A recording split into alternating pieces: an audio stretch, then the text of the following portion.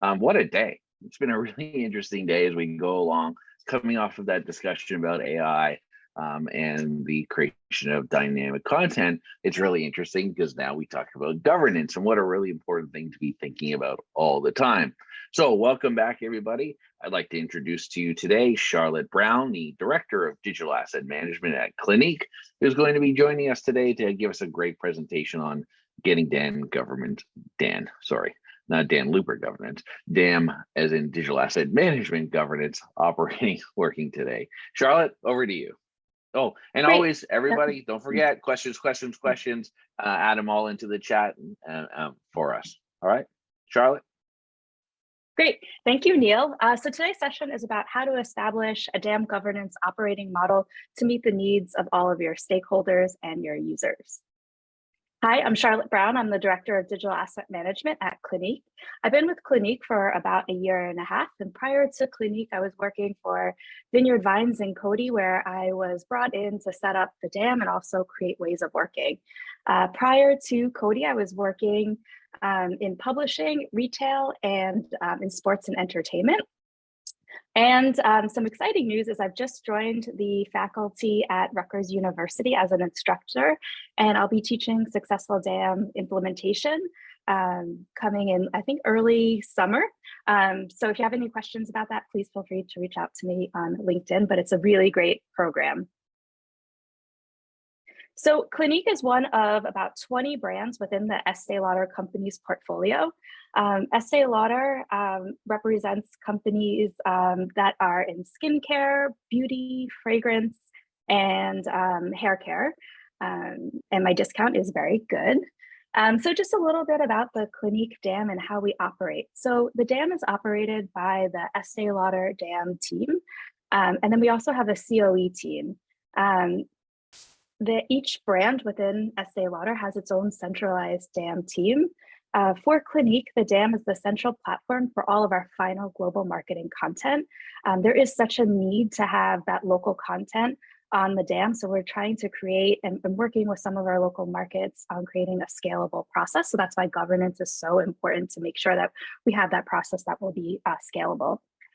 Once the content is up on the DAM, it is then searched, shared, and distributed all over the world. So we have creative teams, local markets, and then we also share our content with agencies, vendors, and distributors. So we have both internal and external users that are accessing our content. So user permissions are very important.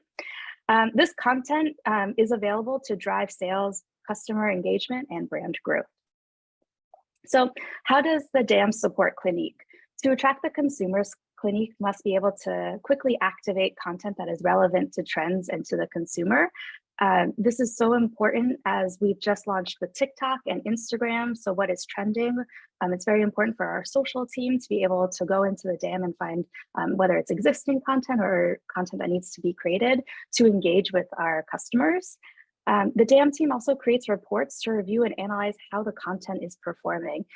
This has become so important in the past few months. I've been being asked a lot to create reports to know how the content is performing. So this way, if we created content for a certain holiday, is it being utilized? Do we still need to create it? If it's not being utilized, could we use that budget elsewhere? So the way the content is performing does impact budgets. So there is a team behind our DAM system that keeps it operational and running. I have myself, which I'm responsible for the ways of working and designing the ways of working in user training, but I also have a full-time digital asset manager who helps with uploading content and ensuring that our governance model is being followed. And then I've also have an external team of DAM librarians from an agency that helps with our overflow. They're also helping with the local content. And I also have them working on this big project, which is a content cleanup. So as we've redefined the metadata and the keywords that our users are using, this team is enriching the existing content on the DAM, our evergreen assets. So this way people can continue and consistently find the assets that they need. We are responsible for all of the functions in the DAM. So that is updating our ways of working. We're constantly changing, so we're very adaptable, and we continually have new people and new agencies that we're working with and partnering.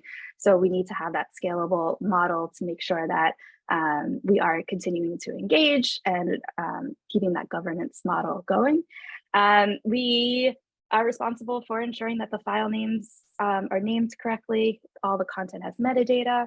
We create reports and analytics. We assist users with image requests if they can't find content that they need.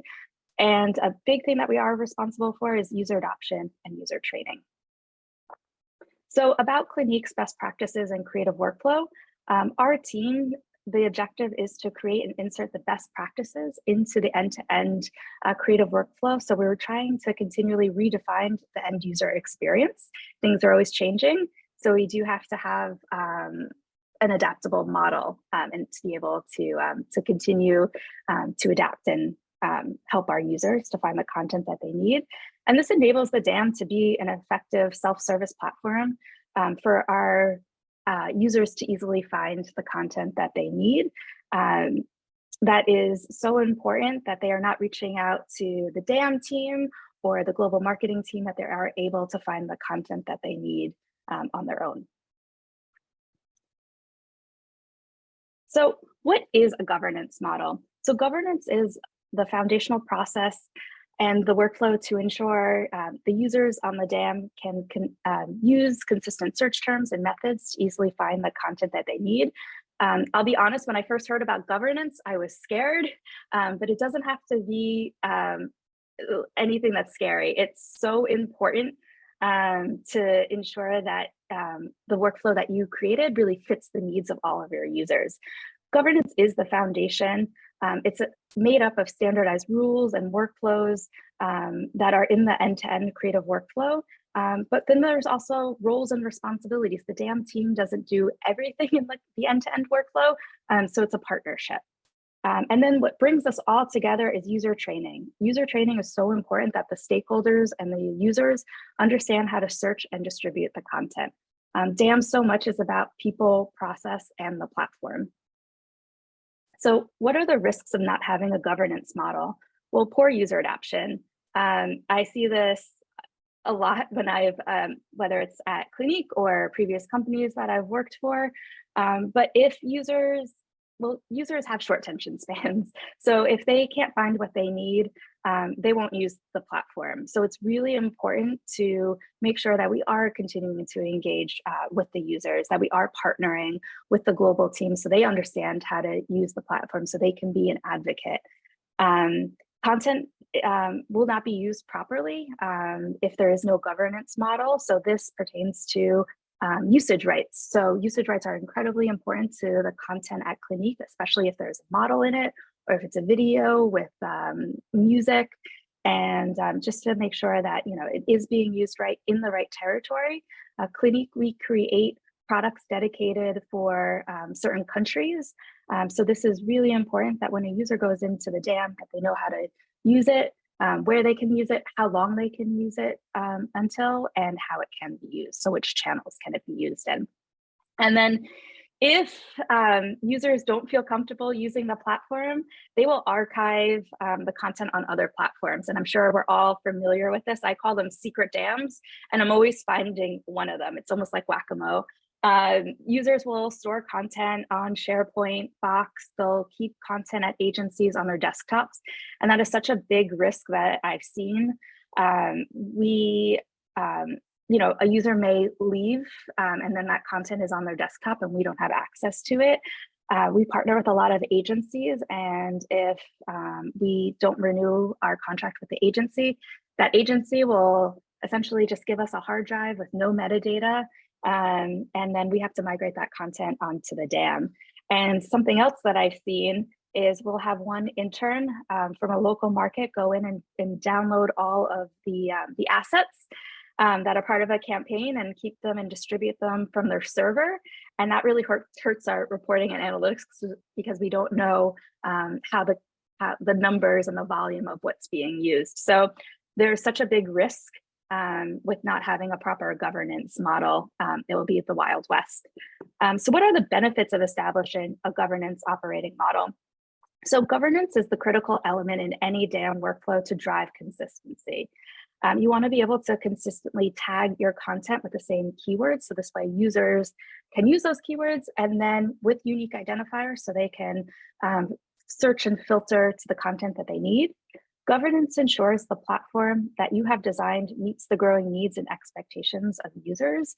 So you can create the best platform, you can buy the best platform, but if it doesn't fit the needs of the users, it's essentially a very expensive server. So that's why governance is so important to have.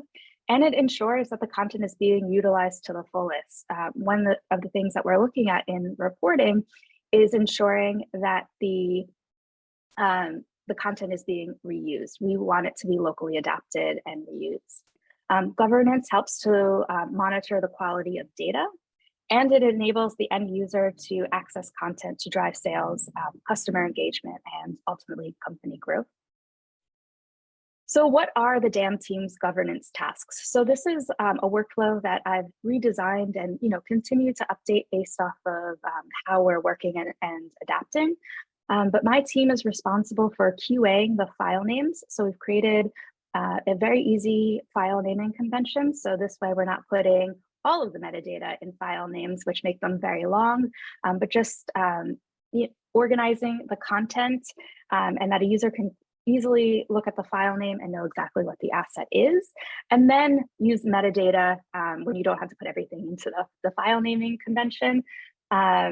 We make sure that we have all of that primary metadata, all of the information from, it's usually our marketing or production team that describe an asset. So for example, this key visual, we would need the product name. So this is one of our even better foundations, and then all the shade names and shade numbers. We can't tell by looking at the image, but that information is so important for when a user is identifying the asset, that they know that they've found the right foundation and the right shade name, and then they also have the shade number.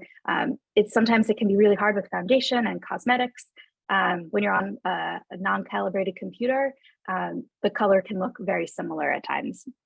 And usage rights are incredibly important to make sure that we are tagging the content. So this way people know how to use the assets.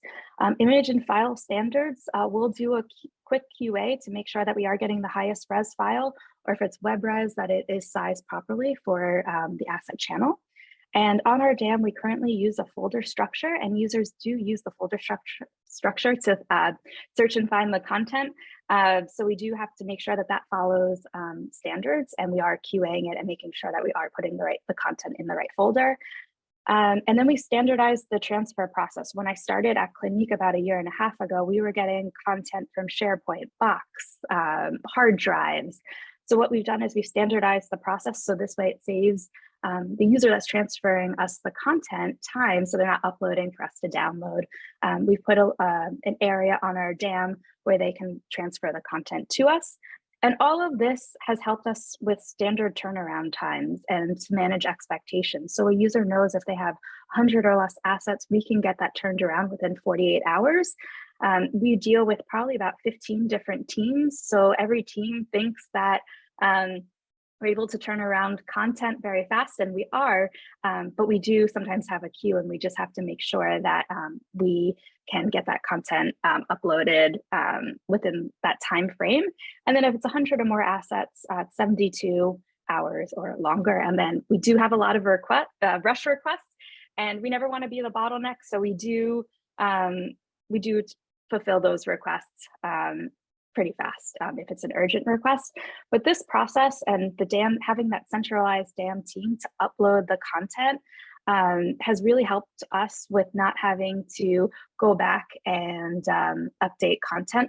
Prior to this, at a different company I was at, we were having both the DAM team and marketing uploading content. If marketing uploaded the content, then within 24 to 48 hours, depending on the volume, we would go in and QA the content, reach out to the user if we had any questions or feedback, or we would make the updates. Now, the problem with that was it's hard to go back, especially when the content has been distributed. It's just a best practice to upload it right the first time. So once we partner or launched this new workflow that the DAM team uploads all of the content, it was a really great partnership because it really helps those marketing teams to focus on their needs, and we could manage the content. So what are the steps to establish a DAM governance operating model? There's essentially 3 phases. There's planning, implementation, and user training. And when I was looking at how to update our governance model and create some ways of working, the first thing I did was map out the end-to-end creative workflow. So that's everything from planning all the way through the content being archived in a few years. And this was so helpful to understand, to map out and then understand who is responsible for all of these steps. What's the platform that's being used? What's the process? And then from there are ways where we could partner with teams to get what I consider primary metadata from our production team or the marketing team and creative team. If we could get that embedded into the content at the time of content creation. And that was also a great exercise to see what are the tools that the teams are using. So for example, in the planning stage, this is from when we could, we're starting to have a new product launch, or maybe we're launching a new campaign to understand all of the products that are going into that campaign and partnering with that team to use their shot decks. Our campaigns are very well planned and executed, but using the existing shot decks, we could use that for metadata, and we could have the digital tech embed that primary metadata, which is essentially, the photographer model. For us, if it's a product, the SKU is so important when it's created. So this way, when the DAM team is getting the content, we can then go in and add what I call secondary metadata, which is enriching the content. So it's a great partnership to know what we need from the team versus what the DAM team can do to enrich that content. And then there are ways too that we could partner and streamline the process. So the DAM team, we own the process from step 7, from when the content is finalized and retouched, all the way through the expiration workflow. So what to consider when you're designing a governance model? So if you're reviewing your governance model, or you're just starting, these are some questions and some things to think about as you're mapping out your process. So I would recommend to start at the beginning. So what does success look like? Like what are the biggest issues you're having? What are the use cases that you're trying to solve? I think that's really important to have a conversation with the team about. Do you need DAM librarian support? So do you need to hire an internal DAM team, or can you go external? There's so many great DAM librarian services and agencies that you can use. And what's great about them is you can have them 1 person or 2 people, depending on your volume, be it like a business as usual, and manage all of the daily requests, but then based off of initiatives. And then when you understand your workflow and when your busiest times of the month are, or year, you can scale that team up and you can scale them down just based off of your volume. This is a very important exercise, which I'm currently doing right now, but does your taxonomy and metadata, do those values meet the needs of the users? We've just found out from talking to our users that they search for content based off of our full product line. But then we also have abbreviations of the product line. So we're tagging the content currently with all of the variations. So it's a very manual process, but then looking to automate it with synonyms. So this way, by entering one term with the search results, the additional variations will also populate and they can search on those. Which teams have the metadata? So many times I've talked to the marketing team and the metadata comes from 3 different teams. So that is a great exercise to look at how you can streamline that process. Are there DAM enhancements that you need to drive that workflow? So this is a great exercise in partnership if you're using consultants, or you could partner with your vendor, your IT team, or your DAM librarian support to see what are the enhancements that are needed to drive the workflow. Do you need to update user permissions and roles? So just making sure that when your user is onboarded, that they are seeing the content that they have the right content that they have access to. And then, partnering with the enhancements, but The foundation of creating a manual process helps, but then how can you automate that workflow? I think sometimes it's so helpful maybe to do some things manually, but then as you're using it, then you can look into automation to help speed up the process. And then how this all comes together is I would recommend to design a change management plan and communicate what you're doing, and then identify who needs to be trained. So once you have the planning completed, then comes the next step that's very important, is implementation. So how do you bring this all together? I would recommend to look at, do you need DAM librarian support? It's hard to do it on your own, especially during that change management phase. But then when it becomes business as usual, it is very easy to maintain. But I would recommend to communicate and collaborate with your users. Users love to be part of the process. It's a great opportunity to collaborate with them. And those users could help you or be like the brand champions, because they are responsible for another set of users. So if they really see the value in the DAM, because we have a few of those, I call them superstar users, and they partner with their set of users to really drive and help with adoption. And when you're implementing a governance model, depending on the type of company you are or how comfortable you feel, there's ways to roll it out. You could start with a pilot with a team or a brand. I would recommend sometimes if you have a few different brands that you're working with, you could pick a small brand, large brand. Is that brand on the DAM? It's a great way to collaborate with your users and start small. And then you can go into this next phase, which is one of my favorite ways, whether I'm implementing a governance model or a new feature, is test and learn. So it's so valuable to start testing the process that you've created and identify gaps. And then leadership alignment. So partner with your heads of department to get alignment, and then they could advocate for you and really stress the importance that your company has made a very big investment in DAM and DAM resources. That has really helped me having that alignment. And then phase in and phase out. A lot of teams, if something is working and it's a Band-Aid to them that they've created, they don't always want to transition. So this is a nice way to phase new processes in and then slowly phase processes out. And then all of this will create a scalable model. And then how this all comes together is user training. I just launched a pilot training session last week. So redoing the way we are training users, and it was a big success to select users that we engage with the most or are responsible for a set of users to share the training and make sure that the training examples that we had really fit the needs of the questions that they're asking. It was a nice collaborative session. So once you have your governance model in place, onboarding or creating a new onboarding process, so the way that the users are coming into the system when you're creating their account, you can share with them all of the training guides and some helpful information to get them set up. I would recommend to have a DAM training session, half an hour to an hour, to introduce people to the DAM, what's on the DAM, how they can search, share, and find the content that they need.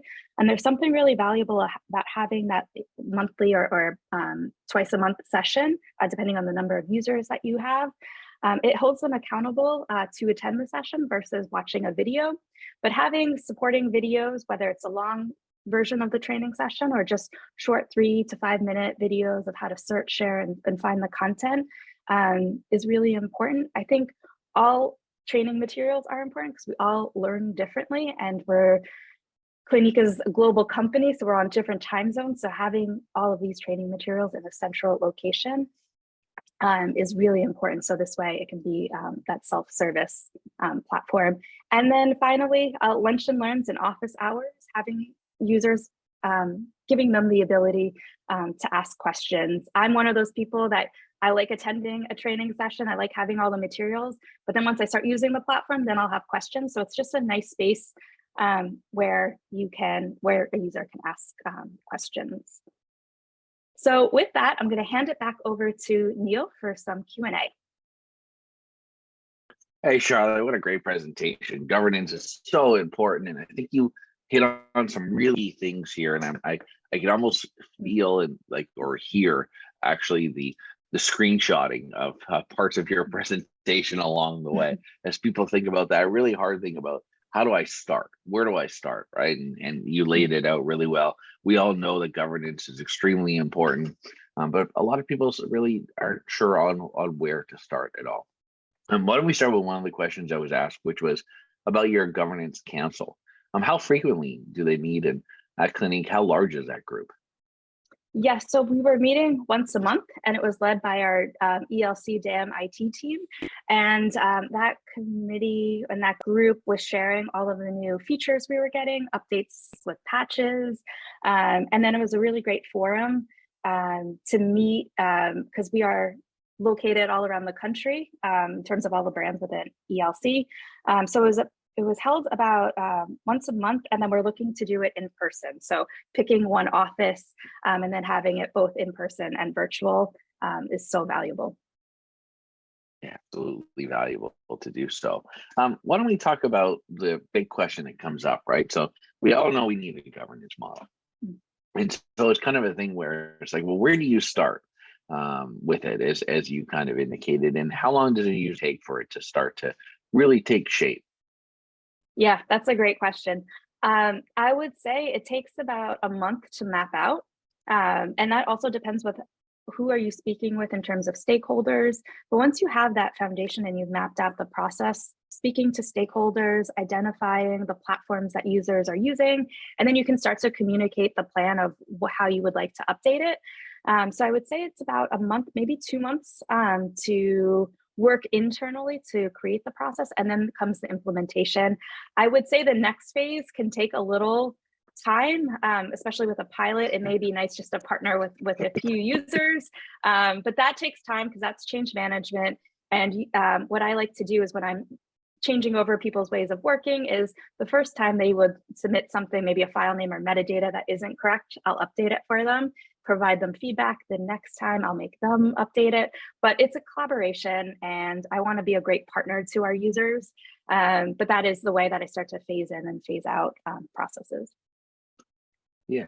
Can you expand a little bit about the governance team?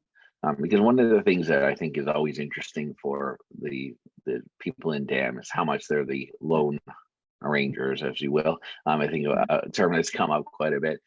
Where's a good place for people to start to think about outside? So they're the only DAM person, right? Where should they be thinking about in their organization on who they should be pulling into the governance teams? Yeah, and this is a great question because in previous companies I've worked for, DAM was in creative, and then I got moved to IT. So I would say it's a partnership. The thing with DAM is that we interact with everybody within the organization, including legal and R&D. But our marketing team is central. So where DAM should sit is probably somewhere between creative and IT. And then you should have partnerships with just about every department, every user that's interacting with the DAM. Yeah, and that's the main thing. I like exactly what you said, Charlotte, which is you have to build partnerships in this, right, for it to be successful. Now, Yeah. let's use this governance model for a second and go back to some of the questions that have been asked throughout the sessions today, which is how can use governance to help show our ROI? Oh, great question. This is being asked a lot of us recently. I think it depends on when you're creating your governance model, what are you trying to solve in those use cases? So I would start there. Are you trying to prove that you need additional support? I know this is a lot of work and you really do need a DAM librarian services team. So from there, I would document the volume of content that you're getting per month. What is the volume coming in versus what you're able to handle per week, per month. So that was one of the things when I started at Clinique was creating that workflow report, which is separate from what's going, the assets and how they're being utilized in the DAM. And then from there, just putting in some numbers, doing research, finding out how much the budget is or how much it costs to have a freelancer or go with a librarian services team. I always say that it is really helpful to have a budget and numbers and volume, and also show what you can do with this team and what they bring to how they can enhance the DAM. I think that's how you prove ROI. And there's a few different services too. If you Google on online of ROI, and there's ROI calculators. Those have been a really great resource. They're a really great place to start, right? Is with it. Let's talk a little bit about managing people, because we all know that they can be difficult sometimes to adapt and transition to this kind of a new product. Where it's like, I just want to put anything I want in there. What does it matter, right? Let me just do whatever I want. I want to just create my own folder, anyways. How do you find the governance helps you with that challenge? Yeah, absolutely. That was a bit of a change management part to teach people best practices. We do get a lot of people that want folders named a certain way. So it's partnering with them and sharing, the bigger picture. People just want their content, but DAM, with us, it's every market. So sharing with them who has access to the content. That's been something that I've struggled with, is that change management piece. And also just partnering with the team. I recommend to do a lot of calls, because emails, things can come off wrong or passionate, as I say. So there is that need for change management and just sharing what are the benefits and what's the bigger picture, because it's not just about their content. Clinique, we have 1,800 users that have access to the content. So they just think it may just be for their team and their 10 users, but it's really for everybody. Absolutely. What a great answer, Charlotte. Thank you so much. It makes me think that maybe at DAM New York, we need to do a big word cloud somewhere. Think about all the kind of skills and everything that is a DAM manager today, a change manager, a metadata person, right? A governance. It takes everything under the sun in order to make this work. And I think sometimes we don't appreciate just how much skills we all need to do this stuff. Well, thank you very much for joining us today, Charlotte. To round off the day, for those with us, join us on our final session, which is going to be how the rise of short-form videos transforming DAM management workflows and needs with Adore Me. And we'll be coming up next in just a few minutes. Charlotte, always a pleasure. Thank you. Great. Thank you.